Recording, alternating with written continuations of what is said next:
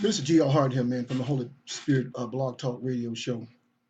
And I wanted to come on and do um, a short video dealing with really the latest findings that has been happening um, in the media and around the globe dealing with people of color. And I'm going to play this insert by this sister, Latino, um, who was really warning people and telling people to really um, this is nothing new, man, as far as what we're seeing around the globe and what's happening at the Waffle House, Cheddar Restaurant, Starbucks, Houston Restaurant, and many other places that we are patronizing and spending our black dollars, and in return, we are getting treated like criminals. Um, and what you're learning really is. That all these laws back in the 50s and before then with the Jim Crow laws and whatnot, whereas we weren't able to eat at white establishments, before the sit-ins and all that, and the later 50s and 60s, these Jim Crow laws prohibited us from eating at these so-called white establishments. So we're going to be talking about that in just a moment. But I wanted to really just give you a little background of why I'm doing this show. Really, because I'm seeing this thing happening over and over and over, and yet it's nothing new, people. This is not a surprise to me, nor is it anything new. And I've written a book, and I haven't gotten it published yet because I wanted to really take some time in writing it. And it's a 35-year chronicle of what I went through in the service industry, from an employee as a server, uh, what have you, a bartender, um, a supervisor, and on to a manager, and how, and this 35-year span that I was in this industry in some form or another. Um, Racism was the reason why I lost nearly $500,000 in revenue in those 30 years, and I break down the numbers to actually show you how each job and how yearly, I lost tens of thousands of dollars due to racism, white supremacy, and it's no joke. And that's why I say that it is no surprise, because remember, as an employee and a manager, I heard the jokes about black folk, and I put it in this book. And I heard, the watermelon, the fried chicken, the monkey. I even got a chapter in there with Shaquille O'Neal and the late Darryl Dawkins uh, when Shaquille played for Orlando, and Darryl Dawkins was from Orlando, was from Florida, and I was in certain places where they had patronized.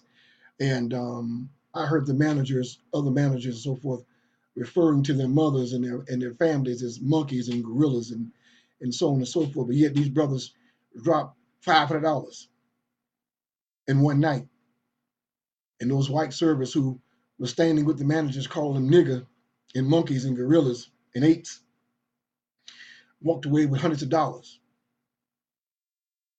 from these monkeys and these niggers. So this is no surprise that what I'm seeing and what I'm hearing, man. This is, as they say, all in a day's work. This is normality at its lowest. Because I'm not going to reveal everything on this video, but baby, all you black women who love to go to those high end white establishments in downtown and uptown, and you're sitting there and you're parlaying with your wine and your Pinot Noirs and all that. If you knew what they were doing in the back with your food and your drink, I promise you, you'd never go there again. Be not deceived, because it's in Alpharetta or Johns Creek or some high end establishment in your neck of the woods in Philadelphia or DC and Washington and LA or whatever, Beverly Hills and all that. Trust me, I've said this over and over, over and over and over. I'll say it again. They do not want your black ass in those establishments. They do not. From the management, the ownership to the employees, they do not want your black. They don't care if you Michael Jordan. They don't care. You don't get it. They don't care. Oh, Michael Jordan's a billionaire. They don't give a damn. And I'm talking about the trailer parkers, down to them. They don't care. When you walk in that door with your European clothing on and your Jacob the Jeweler jewelry on and your Kim K or Paris Hilton perfume on or whatever the latest smell you got going on that's European, with all that gear on, thousands of dollars of gear and perfume, at the end of the day, they see a nigga. And like I always tell you, in the South, the underlining is anything's better than a nigga. Anything's better than a nigga. So you must understand this, man, that this is normal. And the only difference is that you're beginning to film it now. So you're spazzing out like, oh my God, look what happened at the golf club, the golf course. Oh my God, this ain't nothing new. I worked at country clubs too. This is the norm. You just got a social media platform that people can play it instantly now. And so what this does, this takes you off course. And no longer are you beginning to organize, to begin to mobilize. You begin to freak out and panic and allow your emotions to get ahead of you. And as our dear brother Stokely Kwame Ture said, you want to get black folks to organize or together, just write something derogatory about them and put it up so everybody can see. And the next day, they all come together. And he did that in a video I played on one of my last shows, dealing with black folks not being organized, neither mobilized, and the fact that we ought to be organized now. This is beneficial, and this is expected of everybody's culture, to be organized. You got to ask yourself. You look at Asia, Japan, and China. Both of these countries have zero resources, nothing coming out, and yet they control the world as far as all resources. Made in China, made in Japan, hell, even made in Taiwan. And yet, when they form a contract with you, say to make TVs, phones, what have you, they got to go to Africa to get the natural resources to bring back into China to even begin to do the work. And yet, one of the, if not the richest country in the world, China, no resources. But because they keep their dollar below the American dollar, meaning so cheap that their labor, you paying somebody 20 cents a day versus somebody wants $7.50 an hour, you damn near can't compete. But the way you do compete is you keep your own damn natural resources and build within your own nation. And no longer does America want to do that. And I'm gonna give you a footnote real quick before I get into this thing. When you look at corporate America, they got all y'all fooled by saying capitalism. Capitalism. It's a lie. These son of bitches are working under socialism. something they pretend they don't like. They don't like it for your ass, but they got it for them. What do you mean by that, Minister? You look at all the bailouts, even before Wall Street, the thing in 2008 with Clinton going back to George Bush the first, and then George and Bill Clinton, and then later on George Bush Jr. Secretly as it kept, they've been giving banks and corporations all this power, and that's why they're so huge now to really begin to dominate. And how they been giving them bailouts through tax dollars. And what I mean by that is they can go out there and do any kind of risk they want to, meaning corporations, any kind of investments they want to, particularly the housing market, but not backing up the dollar. Then the whole thing collapsed. The middle class is nearly wiped out. Poor people damn sure wiped out. Even some of the people who lived above middle class, they essentially wiped out. And yet these owners and these corporations, these CEOs, socialism kicks in because guess what? No matter what happens to the country, the nation, they're covered.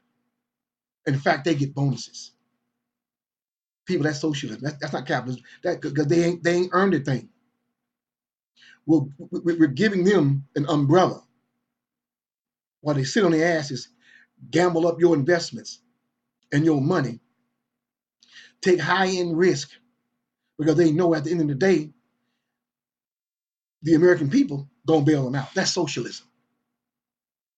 So stop being a damn fool by saying, well, this is capitalist society. It's a damn lie. that they tell you that so you can continue to bust your ass on them jobs to get where they are, and they know they're not going to let any. I don't care you white, black, green, pink, and yellow. They only going to let a handful of people get to that stratosphere. Listen, Donald Trump didn't even make it. They're using the fuck out of him now, and that's why he's giving them all these tax breaks. He's been trying to get in for 30 years in that echelon. But he's such an idiot, and damn sure an idiot now at 71 years old, he'll never get in there. He was just trying to get in there for his family, leave a legacy, like the Rockefellers and all that. Not going to happen. He's too much. He's too much of a clown and a showboat. And these guys work underground like the devil. The wolf in sheep clothing. That's how they operate. Donald Trump, he wants to operate like the wolf in wolf clothing, and he would expose the whole damn thing. So nevertheless, I just want to give you that real footnote, man, real quick. But nevertheless, so we're talking about racism that's been going on in these restaurants, and them telling you that you're not welcome. So I'm gonna start with the Houston. I mean, I can go even further back with the Starbucks that the dear brother, I think in 2014, I believe it was, whatever. There was a brother, I forgot the state he was in. He was at a Starbucks sleeping, and the police. I think he was on the outside though, but they have like a patio or whatever. Brother out there on the outside of the Starbucks, he just nodding off. I mean, which I've seen a lot of people sleeping in Starbucks. You don't know if they're in law school, med school, or whatever. They've been up for an exam. I don't know. But he didn't look homeless. He did not look homeless or anything of that nature. But nevertheless, they called the police on him. And nevertheless, when he got confronted by the police officers, I think they shot him 30 times. And he shot him up and killed this brother. That was in 2014. And then we had an incident last year at Houston's restaurant. I'm sorry, this year, 2018. I'm sorry, that happened several months ago with our dear brother Jay Morrison, and he and his staff went over to a Buckhead Houston's restaurant located in Atlanta. in the heart of Atlanta, in Buckhead, and they went there and they was trying to get a party for 6 or 7, what have you. I think it was 6, but nevertheless, it was a party. Not many of them, but it was a party. And they were told that they couldn't sit together, and then they said, "Fine, we'll break up. We'll do three, three over here and four here, what have you." Then the host said, "Well, we can't do that because we know you're a party." And they're like, "No, he'll get his check and we'll get our check and we'll do it separate." And they were trying. They were celebrating, some things that happened with his company, and they're literally next door to this Houston. So it made sense to just walk on over and have a quick little celebration. After a hard day's of work and some great progress in his company. And then all hell broke out. They wouldn't put them separate. Couldn't put them together. Wouldn't put them separate. They go get the kitchen manager. When he comes out there and he's telling them it's a policy and it's not. They actually see the policy. Nevertheless, they decided they weren't going to serve them. Nobody's belligerent. Nobody's throwing f bombs. None of that. Just trying to find out some questions, and they get refused service. Shortly after that, they did a protest. Even T.I. got involved.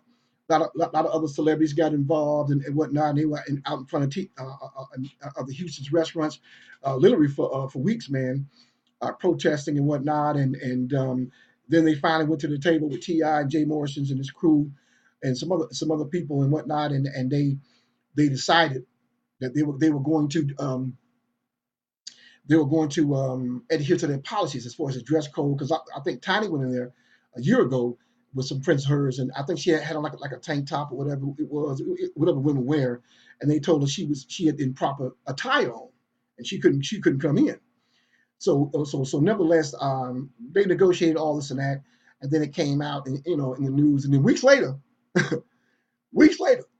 they shut that bad boy down.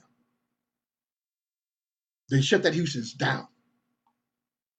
And then a month out or so after that, they had another Houston's in Lenox, by the Lenox Mall. If you all are familiar with Atlanta, that's several miles from Buckhead. They shut that one down too. And I did a video in that time frame dealing with that. I think that was back in November. I forgot when it was, but I think it was last year. And I did a video, and I kept telling everybody. I said, Jay Morrison, y'all about to reach out to me because they don't care.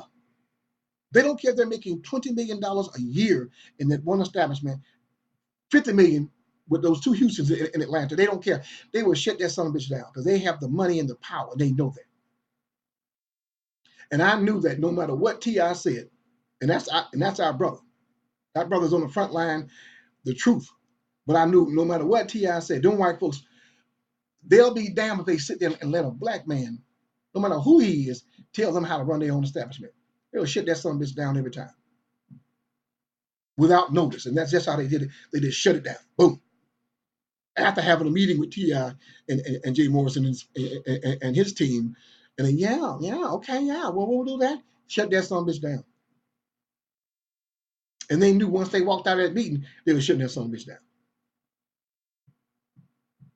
They got the money, people. They got the power. And like I always say, they do not want your black ass in there.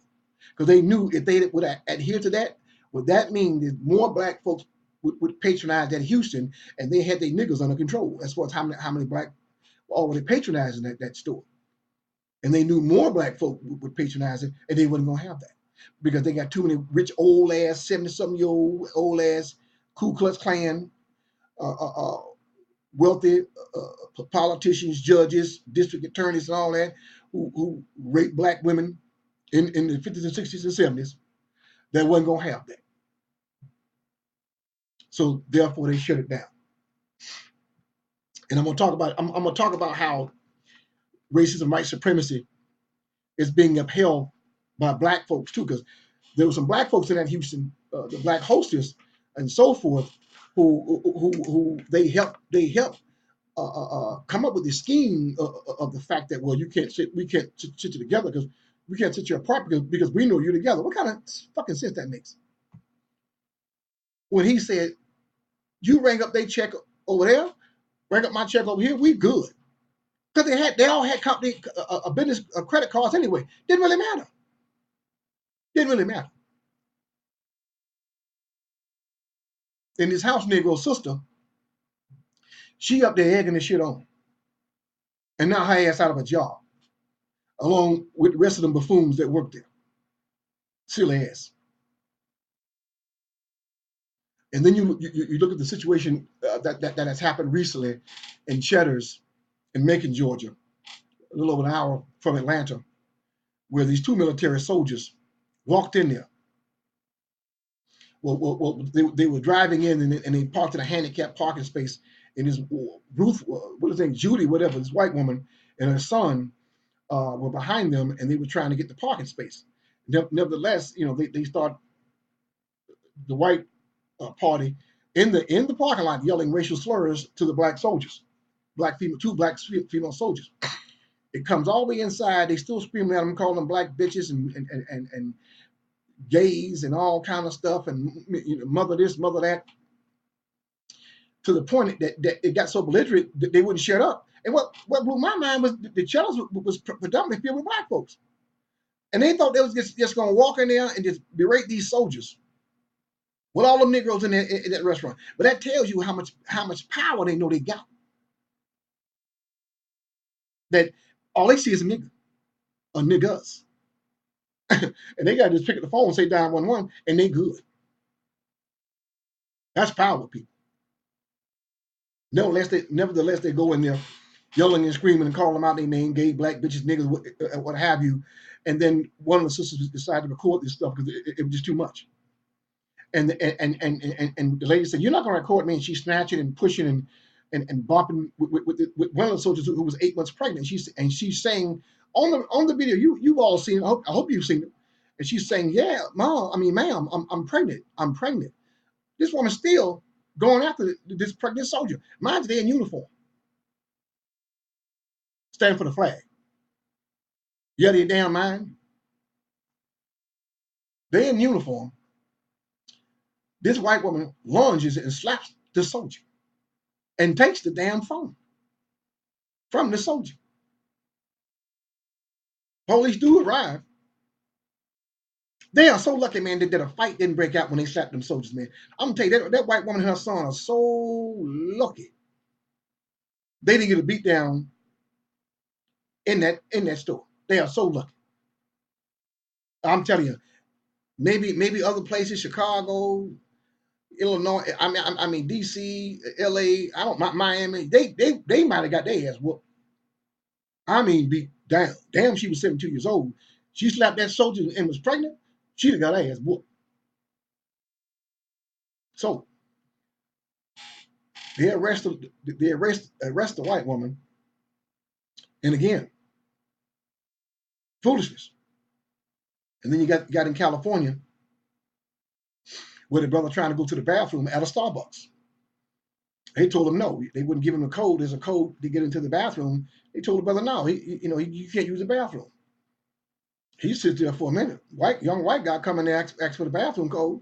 The white manager or whatever she was, Asian or whatever, she gives him the code. So after he comes out the bathroom, the brother, he recorded now. He like, "Hey, excuse me, did you buy something?" He said, "No." "You plan on buying something?" The guy said, "No." So he goes to the counter and asks the manager, "Why did you give him the code, not me?" And she's screaming and saying, stop recording her and so on and so forth. But he won't answer. So by then, the white guy, I guess he's feeling bad. He gets in line and he purchased something, but he had already said on the record that he wasn't gonna buy nothing. He just came to use the restroom. Again, they don't want your black ass in there. Then lo and behold, in Philadelphia, near a mall, a nice area from what I heard. Two brothers in there waiting. The real estate brothers. They're trying to do business with this other guy who they're trying to get into the real estate business. Educated brothers, college educated brothers. They just sitting there. They got there. They say there's something. What was it, like 4:35 or something? And by 4:37, the white manager, Becky, whatever her name is, she called the police 2 minutes after they arrived. 2 minutes. 4:35, 4:37. It's recorded. Police are called. Police comes out. Don't even ask them, hey guys, what's going on? What are you doing? Da, da, da. Told them to stand up. And mind you, these guys did this accordingly. They stood up, put their hands behind their back. I thought they was going to just run their names and lock them up. I didn't find out till 2 days later that they spent 9 hours in jail, 8 to 9 hours in jail on this shit. I'm trying to figure out what the hell you charge them for. Nevertheless, black police chief, he comes out, Billy Badass, I'll support my police officer. It was two white police officers and one black police officer. But what I loved about that story in Pennsylvania was there were some white patrons in that store, and they were asking. It was a white male and a white female. They was asking the cops, what's going on? What they do? I didn't buy anything yet. I mean, what they do? And the police wouldn't answer them. But they, this one white guy, he got up. He wanted to know what the hell going on. Why did you just come here arresting them? And again, the black police chief stood behind the cops, and then he comes to find out. Days later, he had to come back and apologize and saying he didn't know that at Starbucks you can come there and sit and whatever, because it's in their handbook that and their guidelines. They understand people are going to come to Starbucks to sit and meet and greet and whatnot. It's a meeting place. That was the first concept of Starbucks, it being a meeting place. Not necessarily like a Red Lobster or Houston. Well, you come in there, you got to buy something. It's a meeting place. They understood that. But 9 times out of 10, you go there to meet somebody, you there long enough, somebody gonna buy something. Starbucks, they know that. This police officer, police chief, he said, I did not know that. I never been to a Starbucks. Man, you out of your damn mind. And you married too? You got a wife. You got friends. They walking that some bitch every day with them Starbucks cups in that fucking police station. You out of your mind? Again, you notice how racism, white supremacy has taken on a black face. Time and time again, there's a Negro involved in this foolishness. That's the new Jim Crow. Be mindful of your own damn people. And then you go to the Waffle House situation. There was one recent. Let me start with this one first. The situation at the Waffle House with a sister in Alabama, and these are two different. These are two different incidents in Waffle House in Alabama. Actually, it's the third one now. It's so amazing. I'm sorry, one was in Tennessee, and two was in Alabama. So the one that happened in Tennessee, I'll make a long story short, white guy comes in and he shoots and kills 4 uh, black and Hispanic patrons of that Waffle House 3:30 in the morning, and he injured several others. And thank God for the brother, I forgot his name, who was able to tackle this guy and take the gun from him and save more lives. And such a horrific incident. And let me tell you something. I don't know who the district attorney is of that city, but we need some black leaders to demand to find out what that white boy, what was in his system. Because I guarantee, because they trying to argue, oh, mental illness, and I know what happened in D.C. back in November of last year. I mean, he got caught at Washington, at the White House and in an unrestricted area with 4 guns, and then he got arrested and whatnot, and went to the diversion program and finished that program, and yet the FBI took his guns and gave them to his damn father, and told his father he's no longer to have any guns. But yet his father gave the guns back to him, and now behold, we have this incident involved. But every time there's a white man involved, there's mental illness involved. Let me tell you something. That white boy was probably on Ritalin and Adderall from the time he was 10 years old. And he graduated to some crazy ass heroin or some shit. But I'm telling you, he was high as fuck when he went over there. Pardon my French. That ain't no damn mental illness.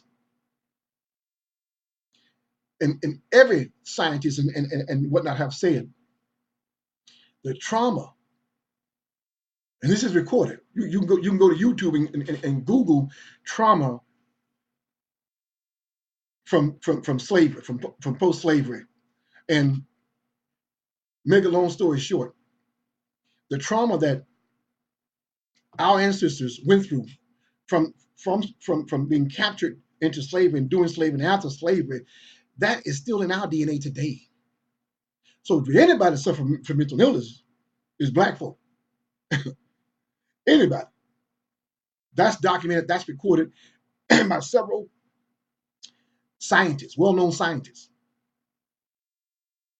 and experts in DNA. White folks ain't had no damn trauma. Just a lot of freaking medication and drugs and a thirst to kill. That's in their DNA. That's how they conquer the world. A thirst to kill. They have no problem killing. They don't want to die, but they love. I think killing for white men is better than sex. I got I got to believe that killing for a white man is better than sex. And then you have the other situation at the Waffle House in Alabama with his sister just last weekend. Went out. She went out Friday night to a club and went to the same Waffle House early Saturday morning and got something to eat, got something to go, whatever she got. I don't know. Doesn't really matter. Got something to go silverware. Bada bing, bada boom. She left. She comes back again the next night. She goes out again with her girlfriends. Saturday night, early Sunday morning, does the same thing. Go and get something to eat, and ask for the go silverware. They told her 50 cents. So she said, well, I didn't get charged that last night. So nevertheless, the person who took her order, white person, who for some reason they protected the hell out of. They ain't shown that the white woman yet, and the white folks in that Waffle House who popped all this shit off because they know black folks find them and and post them on social media. But nevertheless, she's arguing and she asked for corporate number. She asked for this is all procedure.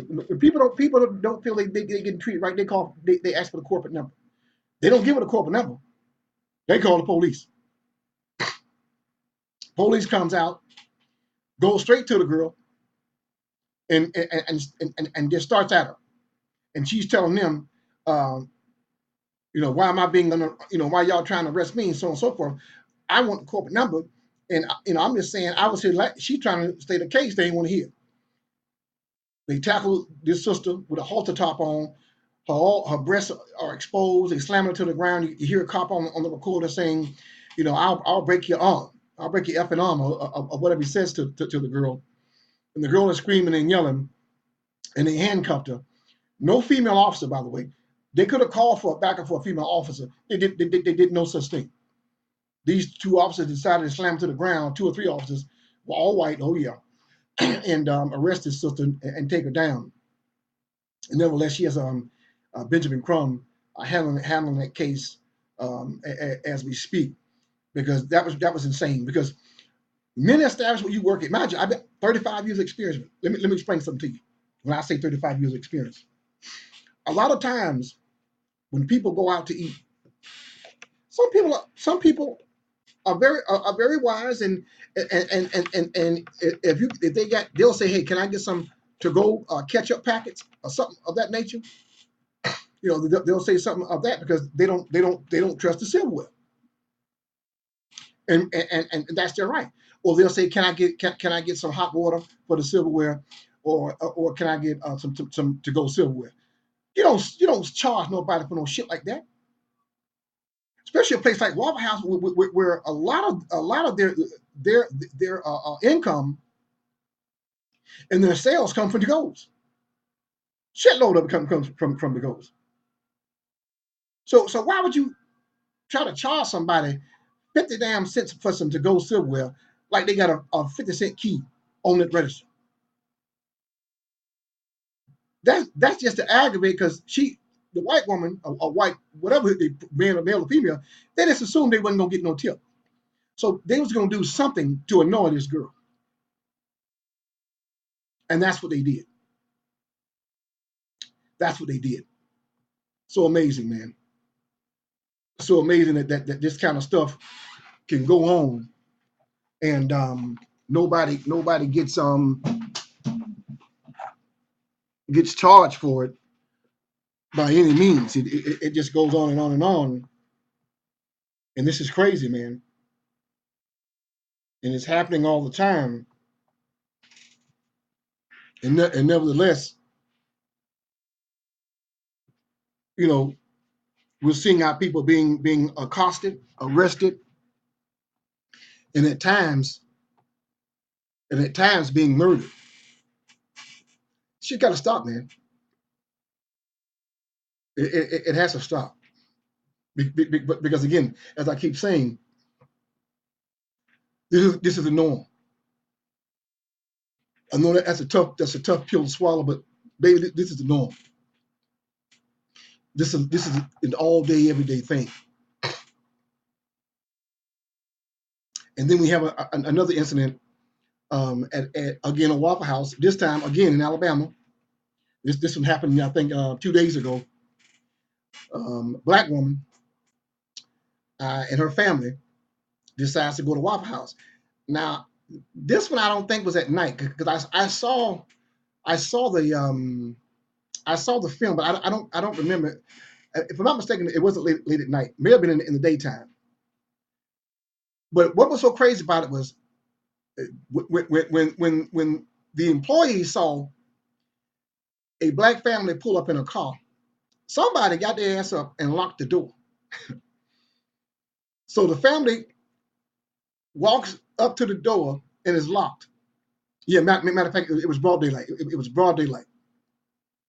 So they walked up to the door and it's locked. And they start recording because they look inside. The whole Waffle House is white staff, all white people eating.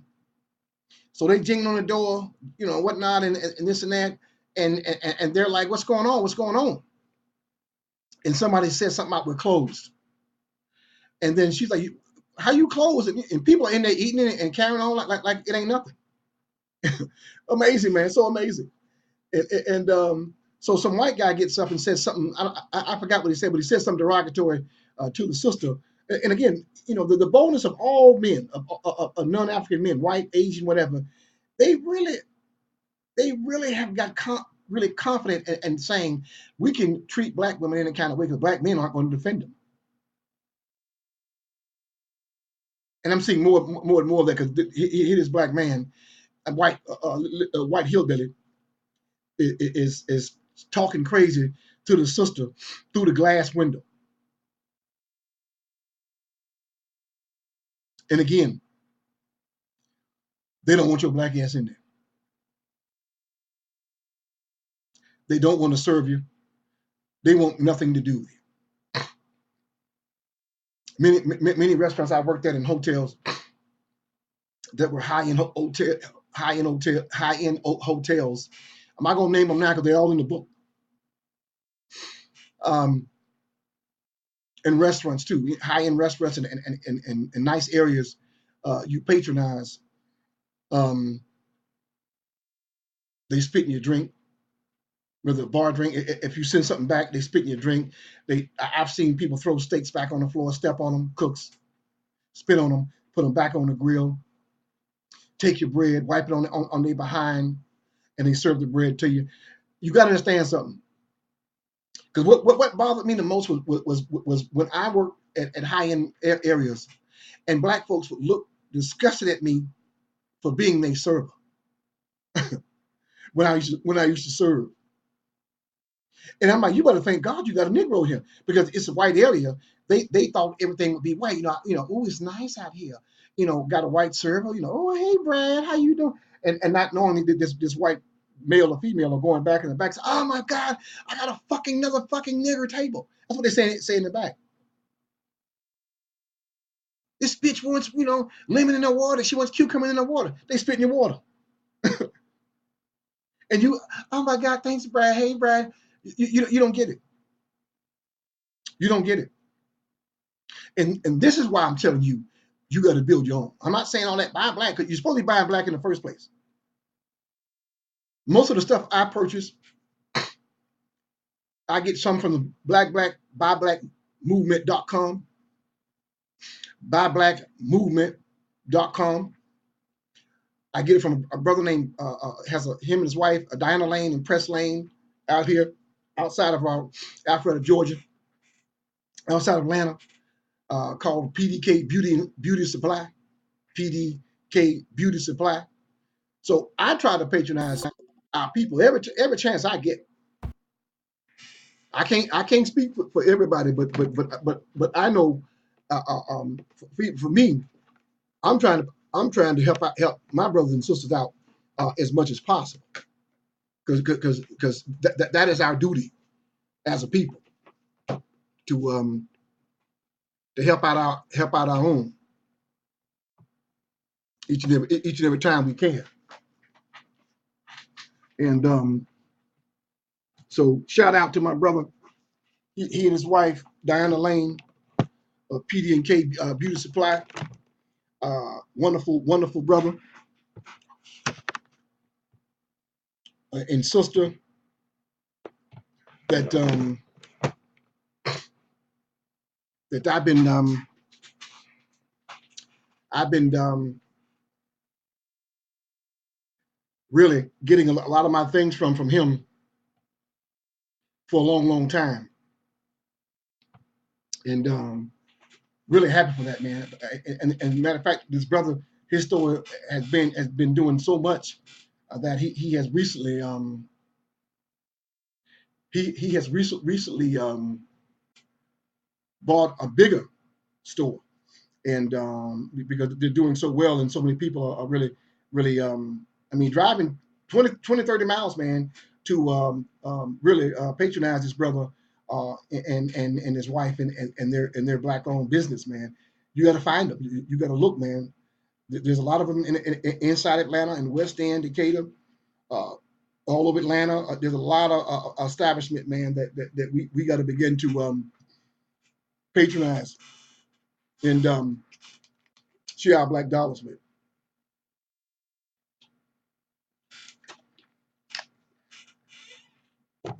But you have to understand and understand first and foremost that the situations that we find ourselves in is because more and more, uh, as more and more people of color have gotten and found success in whatever you do, IT, um, marketing, some kind of way on the internet. You've been making 6 7 figures and doing wonderful. Nevertheless, it always bothers me when I see brothers and sisters who have made 6 7 figures and are doing great, and but you're trying to lure me in or somebody else in to do the same thing, and you're wearing a polo shirt or something Gucci or Louis Vuitton. And I'm saying to myself, you mean to tell me, you mean to tell me that in order for me to feel successful, I have to, after I get this money, buy European clothing and live in a white area to show the world I've made it. I'm successful. I saw a video today, man, with our dear brother Akon that he did on Vlad TV. And you can go to Vlad TV or YouTube and type in Akon. Did a wonderful hour-long video, but he was talking about Africa. I'm gonna leave you with this. He was talking about Africa, and he was talking about how he got Fat Joe, 50 Cent, and all kind of guys to invest in Africa and doing things in Africa. Because, as he said, he started a power company that now over 500,000, almost 1 million people in Africa now have power for the first time. Remember, you're talking about generational. Never had power. Now they got electricity for the first time. And he said that because he has a home in Georgia, also Akon does, but he mainly lives in Africa. He said I couldn't build a Georgia Power here. I couldn't build an Atlanta gas company here. But in Africa, no, there's no restrictions. Here to try to get a radio station, TV station, network, and all kind of stuff, electric company, power company. There's so many NFL team. you know, Actually, boy, PD and Steph Curry. There's so much red tape that binds you, and but yet, if you invest in Africa, there's no red tape. And like he said, you go to Africa, you will find investors begging to give you money. He said right now there's barely no competition, and if you go in there with an idea, 9 times out of 10, nobody has even done it yet. And what I want to end with you with, you got to be mindful, people, because right now the U.S. military has a base just off the coast of Ghana. Ghana is one of the most, along with Ethiopia, are the most fastest growing cities or countries, not cities, but countries. And there's several others as well. The U.S. has built this big ass mega zone base outside of Niger. Remember where that soldier got killed at several months ago. The brother that was from Miami, and the mother soldiers that got killed out that way. Ghana president for $20 million allowed offshore drilling military base to set up there, and also gave the U.S. military access to their airwaves. And what they're going to do, like the devil always do, they're gonna restrict Ghana from using their own damn airwaves. What I'm telling you to say all of this is,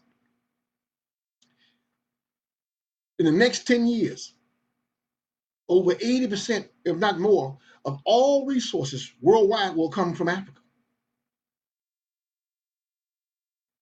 And we, right now, black folk, especially if anybody watching this video that somebody got some money, you need to be trying to find something to invest in Africa. Go over there for a month if you got the money. Look around, see what's going on. Find some investors, because everybody knows somebody in the United States that are from Africa. That's easy. Go over there, scope the thing out, find out what need they have and how can you serve that need, and begin to build within Africa. That's what China doing. You got Chinese men are coming over here, the poor one now, not the wealthy, because this is how everybody's moving towards Africa except black folk. And like Akon said in the video, if you mention Africa in the hood, black folks get scared and run off. But yet in Asia and Russia and all of them, everybody's seeping over to Africa slowly but surely, because this is a survival mode now. You already allowing people to feed your ass. All these corporations got, and here in Atlanta, they close, I think, 3 or 4 stores, major stores, in a 10-mile radius in 1 month span. They shut down a Kroger, they shut down a Walmart, and I think a Publix. Shut them down. 10-mile radius. It's not going to be a war, man, as far as with guns and bloodshed. Because who going to clean all that stuff up? They trying to starve our asses to death. Black folks ain't figured that out yet. You got to begin to find some kind of connection with Africa and begin to trade and do business with Africa. Not just doing business locally, but there's black women in Africa right now who make shea butter. Fine, if you got a beauty store, they make everything: perfume, clothes, dresses. They even building cars over there, even electric cars, cell phones, computers. You got the resources and the money. Let's do business, man. Because all this stuff you're seeing over here, these people are frantic because they understand that by 2030, 2040 or 2050, whatever, this nation is going to be black and brown. And their objective is to remain in power, even though they are the minority. That's the whole objective. And if they can keep us emotionally charged with all these emotional, oh, they racist. If they can keep us confused and scattered like roaches, and then, oh my God, Beyonce coming down, that kind of shit, they win. Because we'll never settle to organize, and we'll never settle to strategize, and we'll never settle to mobilize. And they win.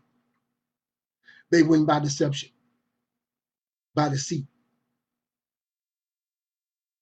My grandma used to tell me the devil comes to steal, kill, and destroy. That's exactly what they're doing to black folk. They already stole your legacy and your culture.